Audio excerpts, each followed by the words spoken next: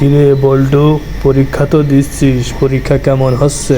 আর বললো না, এরা এরা এরা হলে পরীক্ষা দেওয়া যায় নাকি?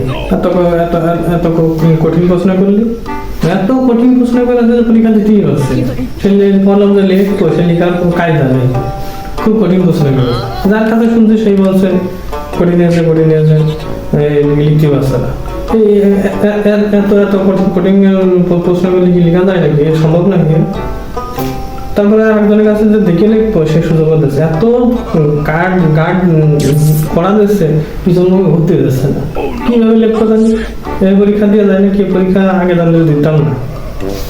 তারপরে একটু টয়লেটে যে একটু পুটলি টুটলি নকল টকল করবো, সে সুযোগ দিচ্ছে মানে, বা টয়লেটেও যাতে দিচ্ছে না, এত গার্ড করা দিচ্ছে। এই পরীক্ষা দেওয়া যায় না, খুব কষ্ট হয়ে যায়, পরীক্ষা দিতে পারবো না। আর এই জন্য আমরা সবাই আন্দোলন ডাকেছি, এরকম অত্যাচার সহ্য করা যায় না।